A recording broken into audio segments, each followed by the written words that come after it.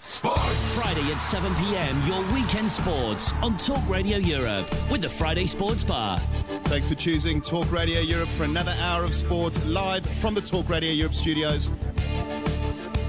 Coming up over the next hour, Mo Farah, Jess Ennis, Bradley Wiggins and David Weir lead an illustrious list of nominees for Sports Oscars, the Laureus Awards. It's a big statement from the PGA Tour and American Golf. Tom Watson will captain the US Ryder team at Glen Eagles in 2014. Boxing fans, it's redemption time for Amir Khan this weekend as he steps back into the ring in Los Angeles against Carlos Molina. Big clash this weekend in La Liga. First versus second, Barcelona versus Atletico Madrid, Messi versus Falcao. And joining me in the studios, as usual, to talk about all of that and plenty more, Stuart Joseph and Richard Tilsley. Thanks for choosing Talk Radio. Thanks for choosing the Friday Night Sports Bar.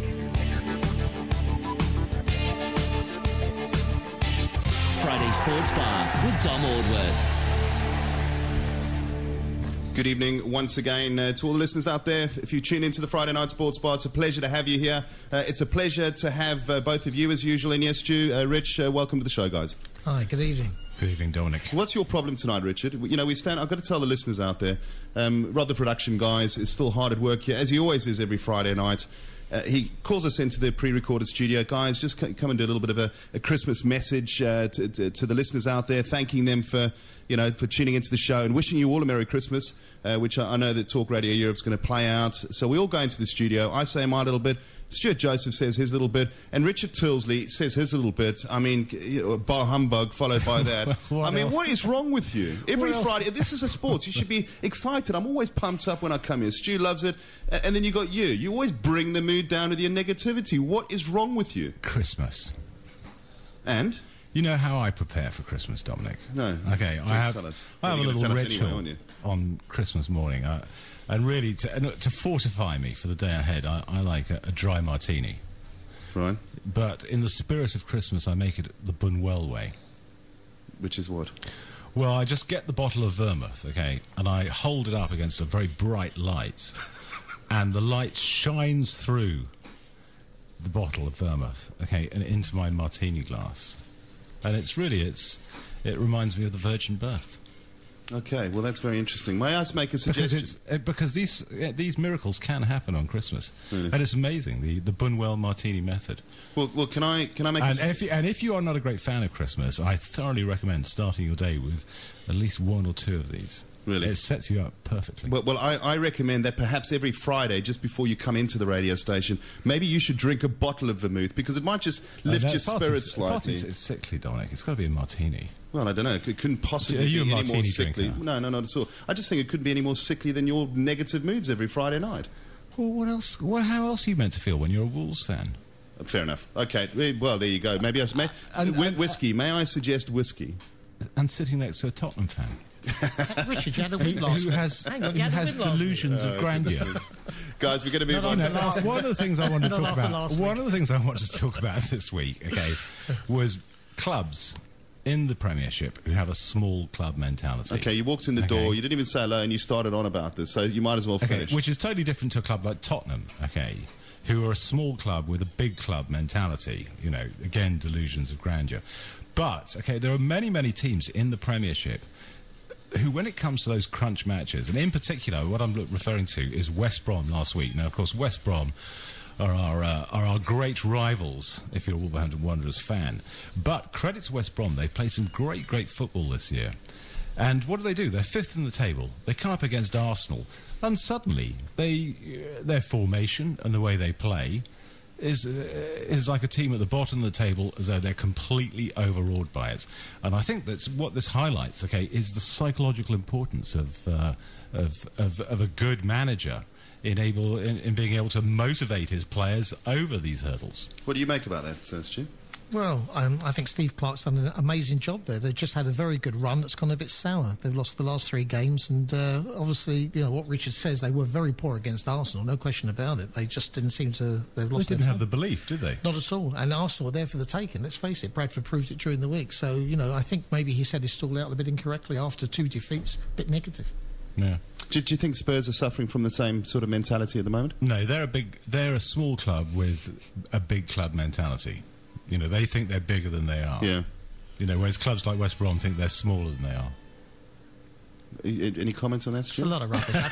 I'm not even going to be drawn into it. Well, They're a major club, Tottenham. Everyone knows that. I mean, I was going to start with something else, but, you know, now that, you know, we've started off with the football, we might as well continue with the football. Are they a major club, Tottenham? Yes, Well, yeah, yes, you've got something, I suppose. I mean, it pains me to have to say this, but yeah.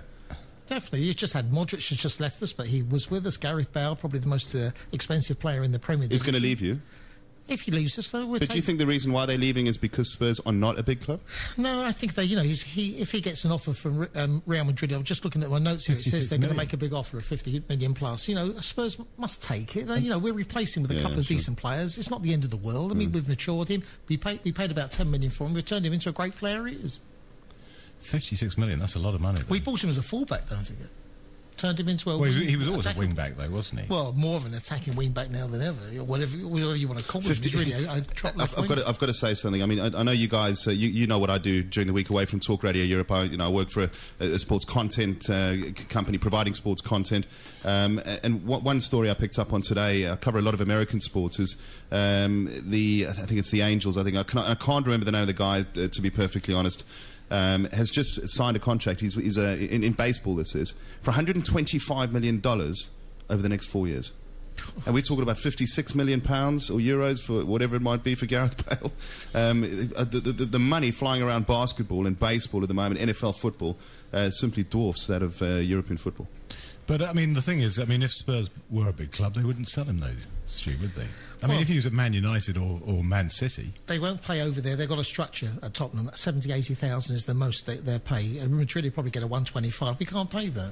We just can't pay it. You know, the funds aren't there. 36,000 Caesar Stadium. There's not enough money coming in. And don't forget, Mr. Levy runs the club as a business. But can you be considered a big club when you've only got a 36,000 Caesar Stadium?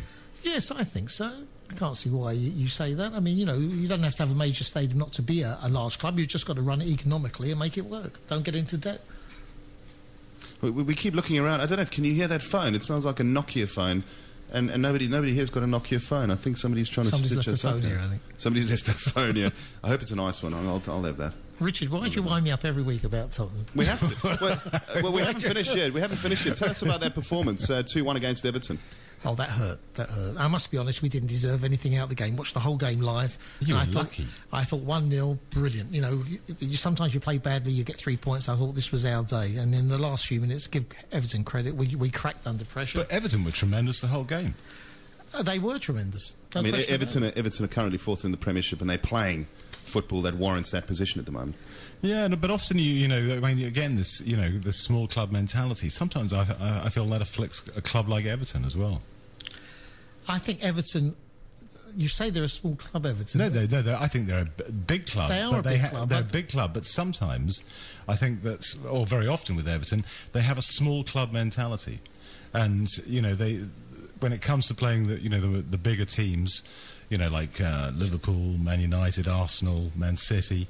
You know, they'll play a much more defensive game. They'll be far more concerned as to what the opposition is doing, rather than focusing on what they can do themselves. They've got a great manager, haven't they? I mean, you know, that's what makes a club, you know, from the top. And they've got a marvellous manager in Moyes. I think he's done brilliant for them. But again, their stadium's only 38,000, I suppose, and they run their business very, very delicately, very, very carefully. But Spurs last won the title in '61, wasn't it, Stu? 61, 62. How old were you? How old were you, Stu, at that time? I was 14. Really? Yeah. And you remember that, do you? I went to Wembley to see both the Cup finals. We played in 2 years. We won the Cup twice, Leicester City and Burnley. I had tickets for both games. I've supported them all my life. That's a surprise. I would have put you down maybe 20, 25, perhaps, when they won the league. That's an awful long time, though, Stu, isn't it? It is for a big long club time. like Spurs not you're to have won absolutely right. I can't argue title. that. It is a long time. And for Spurs supporters, we're very frustrated and disappointed. Here's a name for you guys. Back in the books of Everton, was with Spurs, couldn't quite perform at Spurs, did before at Everton, and is now back at Everton performing. Scored a goal against Spurs, Stephen Pienaar. What do you make of it? How unusual? I mean, this guy's a quality player. You've seen him playing for international football for... There's that phone again. Anyway, what do you make of Stephen Pienaar? I mean, he's performed brilliantly for Everton, and yet when he switches to Spurs, he couldn't do the business. Why? Well, we had a lot of midfield players at the time, and he couldn't get a regular place, and I think he needs a regular place. But his heart is obviously with Everton. He's gone back to Everton. He's playing better than ever. And the goal he scored against us last week, the equaliser, was a superb goal. He came out of nowhere, bang in the back of the net. Terrific header. He's a good player. Nothing wrong with it. I think he's one of those players, though, that has to be in a 4-4-2 formation, ready to get the best out of him. You're possibly right. Maybe the way Everton played just adapts better to his style. But he's a great player. I wouldn't knock him at all. He certainly did us last week. Another tight game on Sunday. We're going to stay at Merseyside. Liverpool. Something seems to be happening there under Brendan Rodgers. Now 10th in the league. Only 3 or 4 points, I think, off 4th place, Everton. Another great result there for them, or at least 3 points, should I say. Liverpool 3, West Ham 2.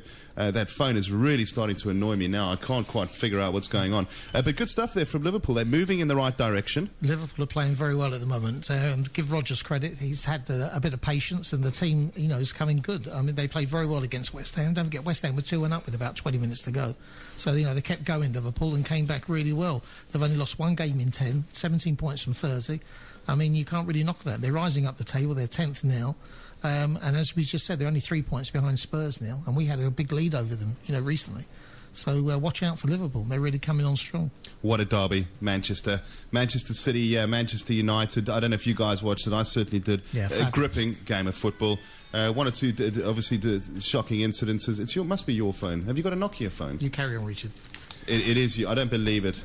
You know who it is? It's Daniel Levy, and he wants to get hold of you. He heard you slagging off Spurs. What a great game of football at Manchester. Isn't that a fine, Dom? That's a fine. That's a definite fine. That is a fine, isn't it? Yeah. A yellow card and a fine. No, he's saying it's not his phone. It's very, very strange. But we're going to talk about the Manchester derby. Yeah, brilliant. Absolutely tremendous game. Best game of the season without any shadow of a doubt. Man City did have I thought the best of the game, the first 10 minutes, but then once United found their legs, they really were an absolute tour de force going forward. And I mean, both of the initial goals from Manchester United very much against the run of play, wasn't it? Well, you say that, but at that point, City hadn't really created any clear-cut chances. I mean, I think they perhaps enjoyed a greater percentage of possession. But you only had to see the fluency of the United passing and movement to realise that, here was a team that, tactically had the better of Man City. And I think a lot of people were expecting Ferguson to field an extra defensive midfielder, but he didn't. He went for it, and all credit to him. I thought he got his tactics spot on. I thought they were unlucky not to go 3-0 up. And I thought they thoroughly deserved the win, and I thought in many ways, City look at a very poor team, Dominic. I mean, I know that that was the first time they'd been beaten this season, but they have certain defensive frailties, and I'm not convinced. I think Joe Hart is having a really poor run of form. Very as poor well. run of form, isn't he? Yeah. And there's obviously something not right in the dressing room, because you only had to look at that shocking bit of defending by Nasri in the wall.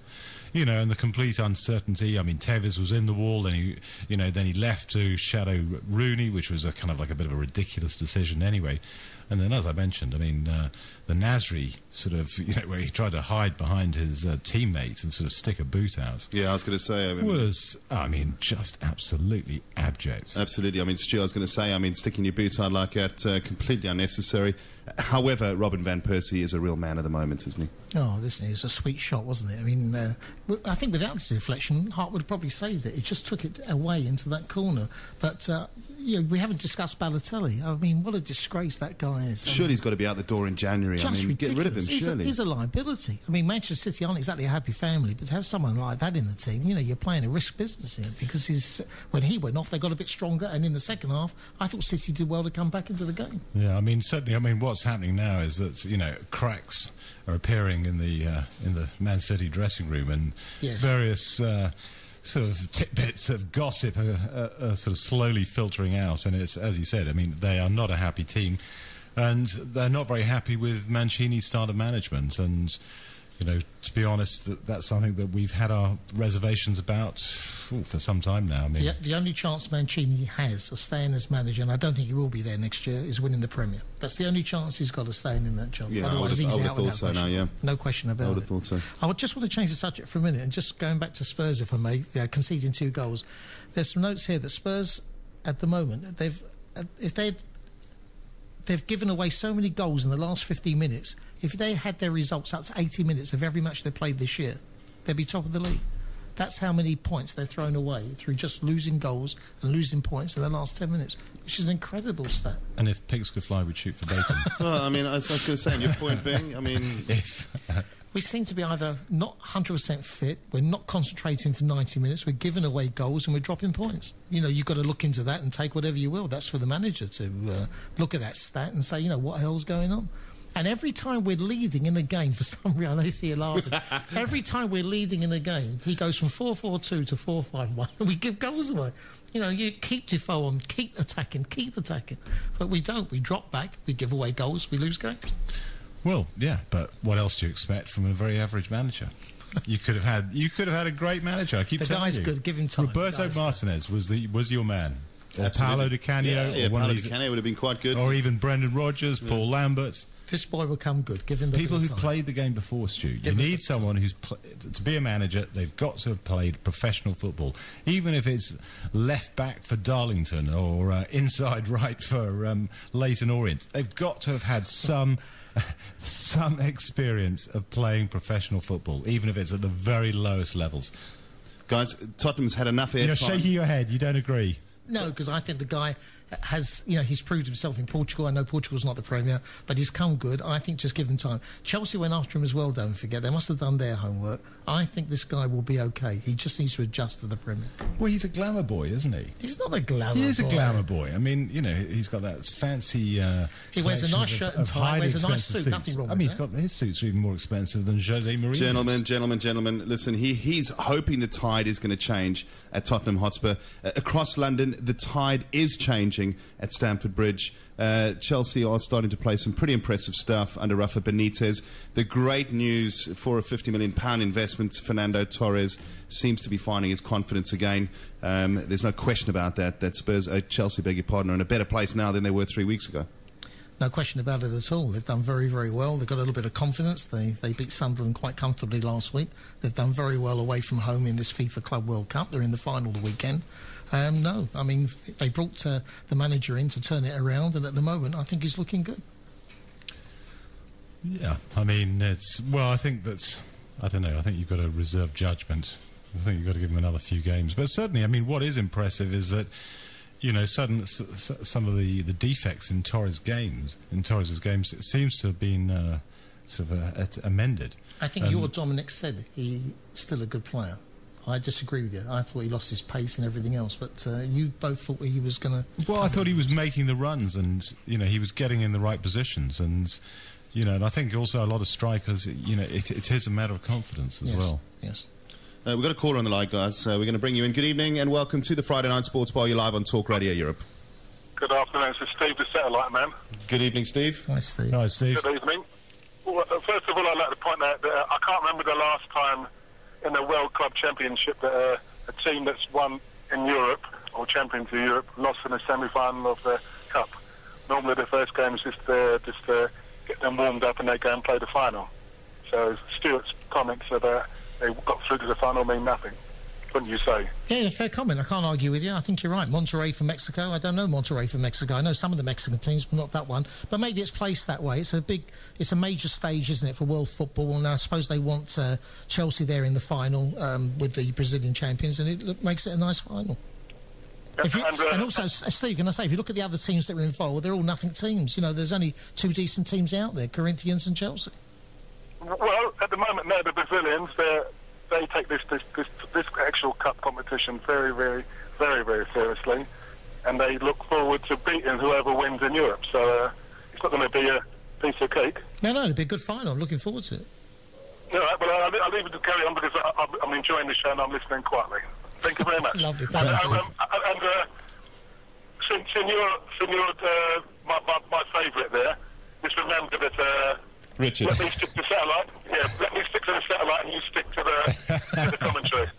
All right, mate. Much. Have a good weekend. Bye. Thanks for your call there, Steve. But, Cheers. you know, it is a bit of a nothing competition, but I'll tell you what would make it a really great competition, a home and away leg.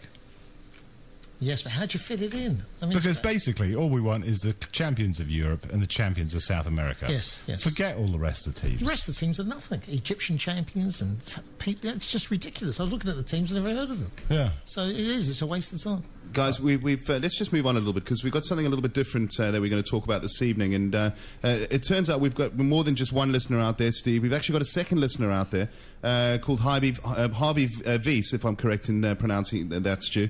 And you pay him to listen to the show every Friday.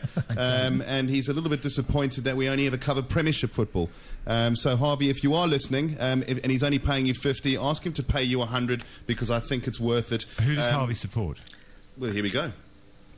Come on, there you go, Stu. Harvey, if you're out there, I said I'd say something for you. Harvey's been a supporter of Leyton Orient for many, many years. In fact, he was on the books of Leyton Orient many, many years ago. Didn't make it to the first team, but certainly at the club. He must be even more depressed than I am, being a Wolves fan. No, I'll tell you why he's a happy man. I'll tell you why he's a happy man. He told me just to mention a bit about the Orient. They were founded in 1881. They're the second oldest league club behind Fulham.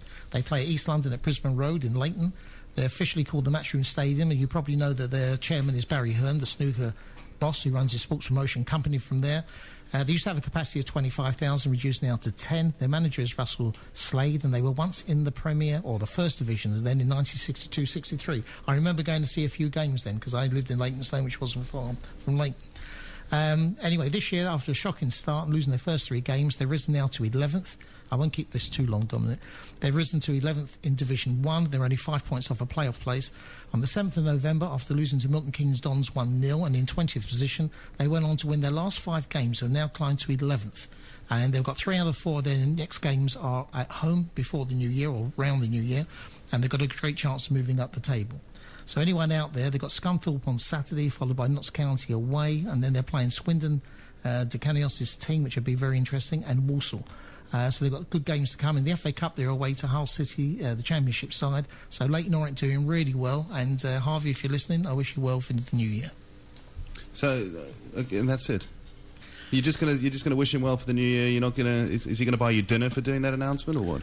There's nothing as serious as that. Can we put kind of like a call out? Because what's Harvey's number? I'll take €50 from any of the listeners. I'll tell you what we'll do. Next time we'll get club. Harvey on the line. We'll ring him from this. If you're listening, Harvey, we're going to get your number. And the next time, actually, when Stu comes back from the holidays, from seeing his family in up north, we're going to get you on the phone next year, early next year, and you can tell us how Leyton Orient are doing. It'll probably sound a little bit more sincere than what Stu just said. It's nice to talk about clubs outside the Premier. But you've got to really sound sincere. You just read it from a piece of paper. I made some notes up about Leyton Orient, but it's nice to hear from people who support. How far outside? We're giving you a hard time. How far outside the Premiership do we go? Go down to the conference. Doesn't really matter. It's people out there don't all follow Manchester United, Tottenham, Wolves or whatever. They follow Walsall, Mansfield, Workington, teams from the Luton town. It's nice to hear. But don't you think most people who support those lower league teams also have a Premiership team? Probably, but they probably although they follow the Premier team, they probably go to their local team on a Saturday. One of the problems that we have on the show is we've only, after the commercials have gone, we've only got 43 minutes, 47 minutes, something like that. And we've got so much sport other than just football to get through. And we do cover European leagues, which we're going to touch on very quickly for the next 4 or 5 minutes. We must talk about Malaga. Another great result at La Rosaleda Stadium on the weekend against Granada. They remain in 4th place. Atletico Madrid 6-0 against Deportivo La Coruña. That man, Falcao, continues to draw the headlines. Chelsea, we know a number of top clubs who would not want to have this guy leading the line for you, but I certainly think with that performance against Deportivo on the weekend, his price tag has just increased more, hasn't it? Yeah, they must be very happy, Madrid, about that. But having said all that, Deportivo were really poor. But, you score 5 goals in the game, you're in the right place at the right time. I think he had a penalty involved there as well. He's a tremendous player, and if he's going to leave, and they say he's going to leave, then I think probably Chelsea. Would he go to Chelsea? If Torres turns it on, do they need another top player like that? Probably not. Barcelona, another top player, he finally broke the record. Although there's some disputes coming out of South America, I believe, and I think Zambia actually have made a dispute that apparently they hold the record, or one of their players does, for the most league goals in a calendar year. But we all know the class of this guy, Lionel Messi. A brace of goals against Real Betis. He finally broke that record set in 1974 or 72. Can't remember exactly. Gerd Muller, tremendous performance there by Lionel Messi. Oh, the man's a genius. Have you ever seen, Richard, anyone better than him? Well, we've talked about this before, and yeah, I think Maradona, to be honest. Better?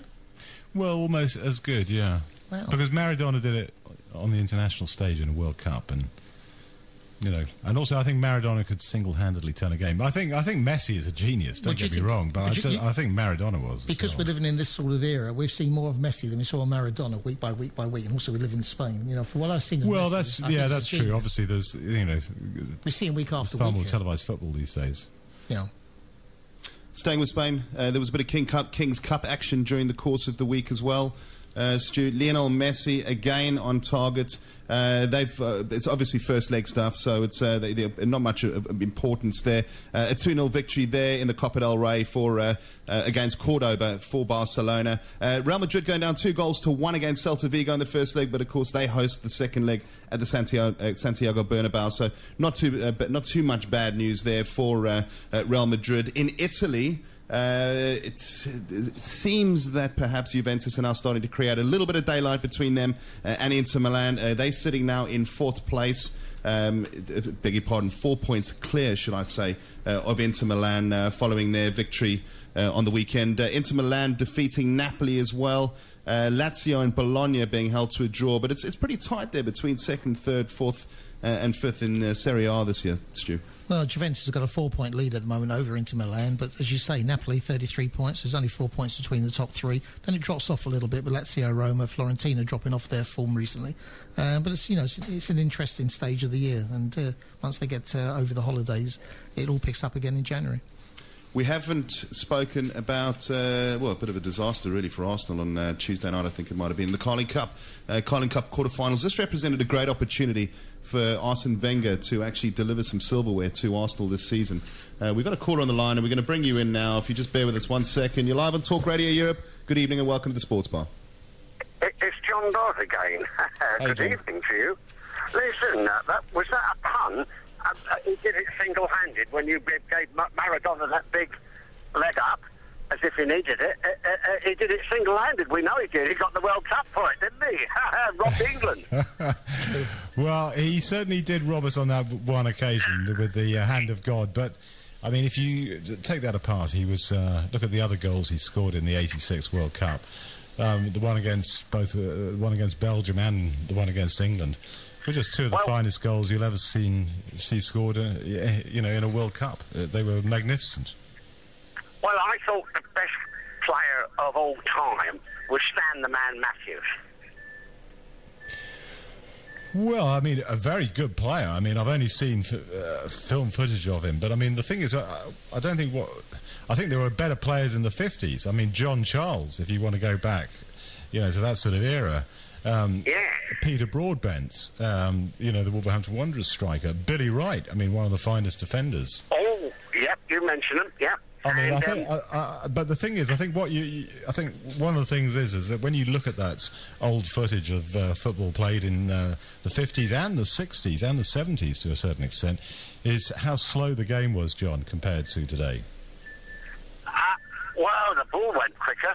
I used to play for goal in the Royal Air Force in the second team, and they put me in the first team because there was an argument about international players, and I let 7 in, and that was the end of my career. in the first team, I put me in the first team, and the second team whacked in 7, and I must admit I never saw any of them. One was a guy called Collins, who became he was already a Bristol Rovers professional. I used to hit that leather ball like a rocket.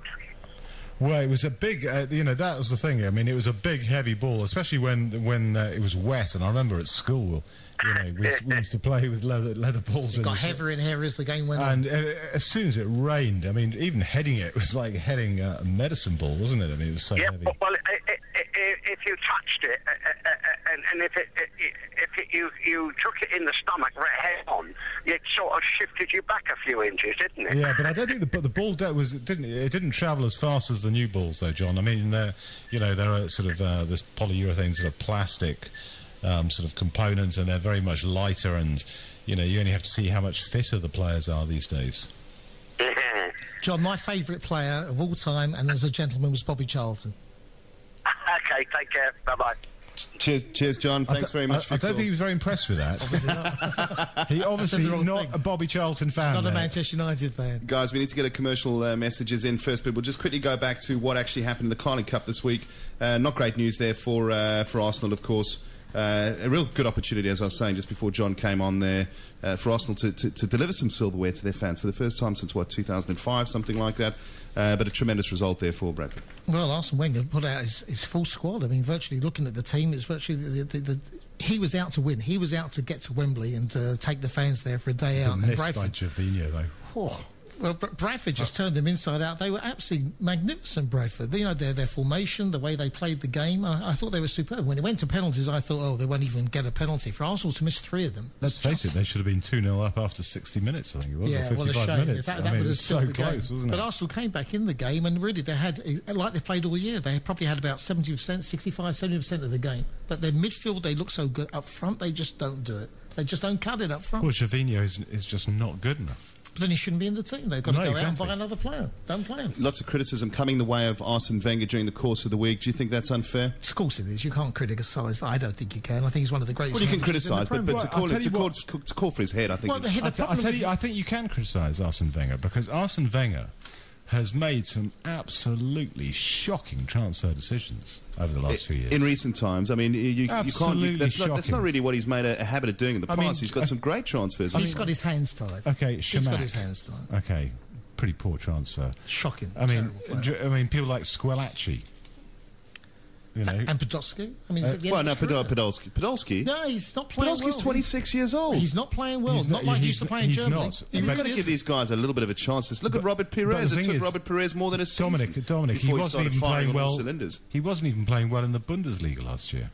I mean, and a lot of Germans were surprised that he retained his position in the national team. And Giroud, they bought from Montpellier, hasn't been a success. They paid about 14 mil for me. He had one good season in the French division, and they went out and bought him. It's true. I think maybe his buying, hasn't been Look as good at the other as what players. used to. I mean, there's so many that. Do you remember that Pascal Sagan? Okay. Fortune for him. I think he paid $3.5 million for him. Exactly. You're looking at me with. But he was French.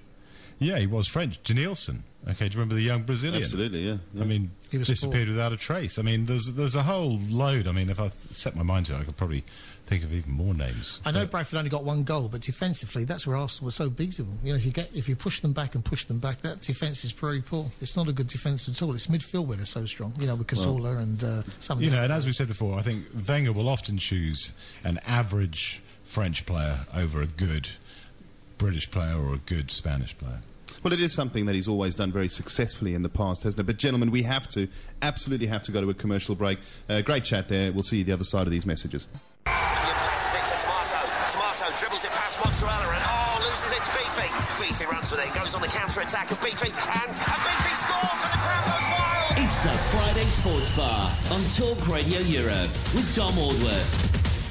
Welcome back to the Friday Night Sports Bar. Boxing fans, Amir Khan faces a date of redemption this weekend as he looks to rebuild his shattered career against Carlos Molina, a local favourite in Los Angeles on Saturday night. Let's not forget, Amir Khan has endured a pretty torrid 12 months, although a little bit of bad luck going against him as well, but he's fallen from grace as one of the world's top light welterweight fighters in the world to a situation now where he's in a must-win fight this weekend if he harbours any aspirations of becoming a world champion again, and even moving up in weight, which is what he was discussing about 12 months ago, which is when it all began, when he lost his IBF and WBA light welterweight titles under a cloud of controversy, I might add, to Lamont Peterson in Washington on that particular night. First time in about 12 years they'd hosted a world title fight there because there'd been speculation in the past of some very biased judging from the judges' side. It was no different to me. I had Amir Khan, who won that fight over 12 rounds last year.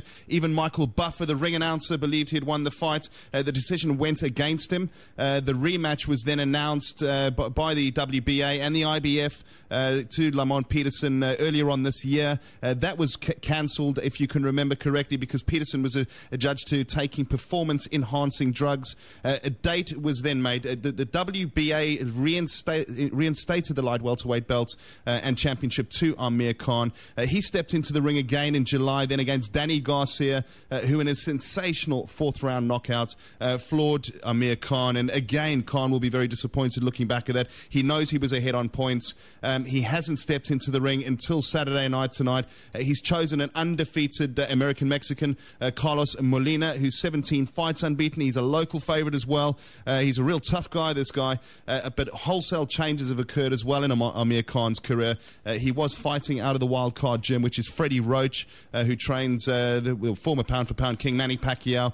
His new trainer now, he switched over, is Virgil Hunter. Virgil Hunter is based stateside as well, and he looks after the undefeated super middleweight champion of the world, Andre Ward. So some serious wholesale changes there going on for Amir Khan. He's still only 26 years old. With the changing of the guard, with the likes of Mayweather hitting 36, 35, 36, Pacquiao being floored by Marquez on the weekend, there's a bit of a changing of the guard. Amir Khan, at his age, has a great opportunity now to seize it, but it has to begin this weekend. Let's have a listen to what Amir Khan had to say earlier on today from Los Angeles. You feel really good that Oscar's still so supportive of you. You've had a couple of losses, but he obviously still believes that you can be the superstar of the sport.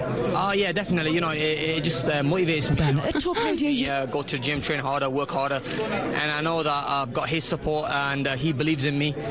You know, the last two fights were fights we were winning, and I think just being incomplacent, you know, that's why we lost the fight. But you know, now I know how serious this is. I have to be very focused going into this fight. Everything lies on this fight for me. I have to win this fight to be back where I need to be. You look very focused when we spied on you yesterday, calm and mature and taking your time with shots. You seem to really be a different man now. Yeah, definitely. You know, I have to say myself, you know, I'm more mature now than I've ever been. I listen to instructions from my corner, and I totally believe whatever my trainer Virgil Hunter tells me in the corner, and what we've been working on is the right game plan. It's about sticking to the game plan as well, because before, you know, I used to stick to the game plan for 1 or 2 rounds and then get bored and then, you know, go out there and do my own thing. But now I'm going to stick to the game plan throughout the whole fight, and I'm not going to make any mistakes. I'm going to be ready for whatever Carlos Molina brings to the table. We went down to the LA Sports Arena a little earlier. It's a big place. It's going to be full of his fans, of Molina fans, come Saturday night. It'll be a bit of Lion's Den for you. You won't worry about that. No, I've done that before. You know, I've been, like I said, I fought in DC in front of, when I fought Lamont Peterson in front of his fans. I'll do the same here. When I fought Paulie Malignaggi, I did the same again. I mean, I've done it numerous times. It's normal for me. I know when I'm in the ring, there's only going to be me and Carlos Molina in there. So he seems confident, Molina. Yeah, he seems very confident, you know, and so he should be, you know, because at the end of the day, you know, he said he's trained so hard, and it's a big fight for him. So I'm sure, you know, I'd be worried. I mean, people would be worried if he wasn't confident. So I'm sure he's going to be ready for the fight, just like myself. And the best man will win the fight. Finally, is it all about the win, the victory, or is it about making a statement? It's about making a statement as well as getting the win, because I want to win in style. I want to win and put in a great performance on. I want to win looking good, looking sharp, and back to my old self again. Well, that was Amir Khan, who steps into the ring again on Saturday night for the first time since his heavy loss to Danny Garcia. We wish him well. The guy's a serious talent. Stateside, Rich, big announcement yesterday, a real statement of intent by the PGA. Tom Watson will take over the helm of the Ryder Cup team to Glen Eagles in 2014. What do you make of that decision? Well, it doesn't matter who they appoint, they're still going to lose. On a more serious note? We've got the better team in Europe. Yeah, but I wasn't talking about Europe. I was talking about Tom Watson. Well, it doesn't matter who they appoint in America. You're so biased. I mean, Tom Watson's a great player. He's a great player, but he's not playing, Dominic. He was just the captain. Yeah, but hang on. Listen, he was the last one to 93, I think, at the Belfry. He captained the winning team there. There is very few players on the planet, even at his age, that can play links golf better than himself. There is no better person to lead a team of Glen Eagles young golfers. Isn't a links course. Well, English conditions. Well, whether it's English conditions or not, it doesn't matter what conditions. We could play in the balmy heat of Florida, and we'd still beat them. We're a better man-for-man team, and also. What, in 2 years' time? How do you know that? Well, because I think that you only have to look at the young talent coming through on the European golf scene. I'll tell you what, I'm going to make sure that we keep this little bit of the show. We're going to get the production guy, and I'll tell you what, if America do win, I'm waving the flag for the European team, Dominic, because they were absolutely my team of the year. Yeah, of course, they were fantastic. Absolutely, and they're actually been nominated by the Lawrence Team Sports of the Year as well. And that, to me, I mean, people talk about the Olympics, but I thought the Ryder Cup, I mean, if we're talking about highlights of the year, that final day was absolutely sensational. Fantastic, as it always is. But just going back to Tom Watson, I'm not going to ask your opinion again. I'm delighted with the decision, not because I'm American, because I support America. I'm a big fan of Tom Watson, and to see he's going to be the oldest captain at the time.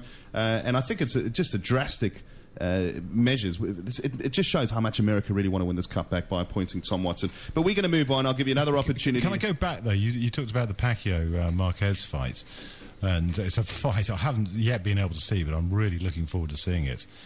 Because I don't think it was necessarily as comprehensive a win. I know he was knocked out, but I mean, there were times during the fight. I mean, you saw the fight, didn't you, Dom? I did actually, yeah. I woke up to watch that. From what I read, I mean, there were times during the fight when Pacquiao was on top. But what is interesting, though, is the scandal that surrounds Nacho Beristain, Marquez's trainer. Well, this has actually all come out in the last 12 hours or so, actually. I mean, I did watch the fight. It was a tremendous fight. I mean, Pacquiao did leave himself open in the 6th round, but they had both hit the canvas at some stage earlier on. Pacquiao was assuming the ascendancy of the fight on points. There was no doubt about that. But Marquez, physically, when he turned up into the ring, looked a lot bigger. A lot heavier than he had done in the past. And as you've mentioned now, his trainer has in the past been involved with Marion Jones. And also another American sprinter, is in Montgomery, I think it might be, both that have been suspended before or banned for taking performance-enhancing drugs. Yeah, I mean, he is a trainer that has been associated with the athletes under his charge, being involved in performing enhancing drugs. And there are certainly, I mean, a lot of eyes, you mentioned the bulk and size of Marquez, and a lot of people were very, very surprised when he walked out into the ring on. Well, the latest developments on that is this has to be an agreement by both fighters before, when the contracts are signed, they both get blood 9 days before, I think it might be. They do provide a urine test on the night of the fight. But very often the masking drugs have already released those sort of performance-enhancing drugs from their system. The urine test was taken. It hasn't come back yet. There's a lot of debate at the moment. I think the story hasn't quite been put to bed yet. But they certainly, if a 5th fight occurs, which might very well happen, contracts will be signed beforehand, stressing that blood tests and blood samples must be taken 9 days prior to the fight. Yeah, certainly I'm following that story with real interest, because in some ways it has also devalued the fight that everybody has wanted to see for probably the last 5 years, which is Mayweather-Pacquiao. Sure, absolutely. And when we get that fight, one of the really sort of disappointing things is that we're no longer going to be able to see those two boxers at their prime. Well, the reality is there's probably two boxers on this planet that are capable of beating Floyd Mayweather. One of those is Manny Pacquiao, and the other one is Amir Khan. And that is not my opinion. That's certainly the opinion of most boxing pundits around the world, which is why this fight this Saturday night is so crucial for Amir Khan. The guy is quality. There's a possibility that he could actually get it on with Mayweather this week. Well, again, I mean, people say, oh, well, he lost his last fight, but I mean, that was one of the most ridiculous decisions. That was 12 months ago in Washington. He was beaten by Danny Garcia in July. Again, he was head on points. And then he just got caught with a pretty wild left hook to the side of his head. He just couldn't. That's right, when he got knocked out. Yeah, but I'm talking about the one. Was it 12 months ago? Yeah, in Washington against Lamont Peterson. Yeah, Lamont Peterson. Yeah, I mean that was a shocking decision. I mean, Amir Khan won on points. It was simple as that. I was watching the fight. Michael Buffer, the ring announcer, even announced he was given the cards in his hand. He looked at Amir's corner. He nodded his head to say, "You'd got it." Then the cards were taken out of his hands, and then, of course, we knew what happened after that. Guys, we have to go to a commercial break. We've got one more to get through for the last 10 minutes of the show, because we've got some more football to talk about. It's the Friday Sports Bar with Dom Aldworth on Talk Radio Europe. Well, good evening and welcome back to the Friday Night Sports Bar. Yeah, thank you very much for your call in the break there, Liz. Unfortunately, we only have as I've said time and time again, 43 minutes when you take the commercial breaks out. I love all sports, including the swimming that you asked for. We just simply do not have enough time to get through everything. Not everybody likes football, but majority of the people do, which is why we obviously have to focus our attention on a lot of that. I do try and mix it up as much as I can, and I will try and continue to do that in the future. I wish I could keep you all happy, but I'm not in a position to do so as much as I want to. Stu, we're going to finish off the last 5 minutes of the show. We're going to have a little look ahead to the Premiership fixtures this weekend. And cricket. We've got the cricket as well. Yeah, but England, it's a unanimous decision, yeah, for me. I mean, what we've got sitting on, England set 330, 87 for 4. India in reply at the end of the second day's play. It's a very advanced test match. Certainly for me, I don't even think it's going to last 3.5, 4 days tops. And there was talk about the pitch Shocking beforehand. wicket. Yeah, terrible wicket. But, Dominic, I mentioned that young Joe Root. You did indeed. You did indeed. What a tremendous young player. Well, listen, I mean, as Geoffrey Boycott says, here's a player who sniffs the ball. You've been dying to say that, haven't you? Yeah. You've been absolutely dying to say that. Well, as Stu's looking at us, completely perplexed as to wondering what we're talking about. I haven't got enough knowledge of cricket. I think it's a very astute decision. What it means is, like, when he's playing his forward defensive, Stu, his forward defensive stroke, yes, he's got his head right over the ball, so you can almost sniff it. Okay, his foot to the pitch of the ball, and his is it legal? Is it legal to sniff the ball? It's absolutely. It's required according to our Geoffrey. Well, listen, I mean, I think it's a very astute decision for the English selectors. He's an opening batsman, this young kid, 20 years old, 21 years old. England have got this troubled number 6 spot that they've tried to fill with Bopara, Bairstow, Owen Morgan over the years, and nobody's really made it their own. And I think to bring this young fella in against an older ball, a softer ball, not against the quicks with a new ball, is going to do his confidence the world of good, and it's going to help that transition from the county level up to the international level. It's going to make it a lot easier for him to get used to international cricket, coming in that position, facing the older ball. And I think he's done exceptionally well. He's got a great technique, as you've said, which is exactly what any test side needs coming in. And that he values his wicket. Exactly, Test cricket. I mean, he's an accumulator. I mean, he's not somebody in Test cricket who's going to biff the ball all round, all round the ground. Well, he's an old, he's a traditional five-day player, isn't he? He's a traditional cricket player. Yeah, that's what I like to an accumulator of runs, a bit like Jacques Kallis from South Africa. Perfect. I mean, one of the great batsmen the world's ever seen. Certainly in the top 50, Dom. All right, let's move on now. You really are starting to annoy me. Stu, fixtures for this weekend. Malaga in action. Barcelona, Atletico Madrid. First versus second in La Liga. Plenty of good football matchups this weekend. Yes, well, Malaga had a good win, 4-0 last weekend, which was marvellous. And also Saviola and Santa Cruz, who we got on free transfers, Malaga, both scored in that game. So that was a good win and took them back up the table. Sevilla away this weekend. And Real Madrid, last game of the season before the break. That's going to be a cracking game. But as usual in the Spanish League, some great fixtures as there are every week. In the English League, we've got some good matches coming up. We've got Liverpool v Aston Villa, which should be a good game. Manchester United play Sunderland. Newcastle and Manchester City. Norwich, Wigan, Queen's Park Rangers and Fulham, a good London derby there. Both need points, especially QPR. I hope Harry gets his first win. Stoke City and Everton, that'll be a hard game. Stoke don't concede many goals. Spurs v Swansea, the match of the weekend, obviously on Sunday. That will be a good game, because two teams who do play good football. It should be a very good game. We've got a full squad virtually to pick from if everyone's coming back from fitness, so I'm looking forward to a better game and also 3 points, which is most important. West Brom and West Ham should be a good game. We talked about West Brom earlier today. They need to get back on course. And on Monday night, an interesting game, Reading and Arsenal. Because, Reading and Arsenal played that game out in the League Cup. Yeah, they did. The old 6-5, 7-6 or something. But to me, the game of the weekend is Newcastle Man City. I mean, two teams very much looking to bounce back. Newcastle, I mean, they've really been, I suppose, beset by injury problems this season, and I think they're starting to get a few players back.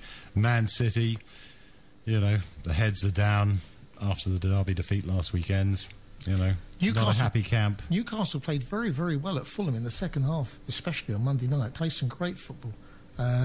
they just couldn't get the rub of the green, if you know what I mean. They weren't quite clicking, and City wasn't playing so well off of Denver Bar. But I mean, they're a good twosome up front. But I agree with you. I think it'll be a cracking game because City have to win every game now. They can't drop further behind, or they'll be in real trouble, especially with all the fixtures coming along, over Christmas. Lazio Inter Milan as well on Saturday night. That's got a good bit of flavour to it as well, isn't it? Two sides that are second and third, I think, in Serie A. And then tonight you've got the winter breaks as well. The Bundesliga goes into a winter break after this weekend.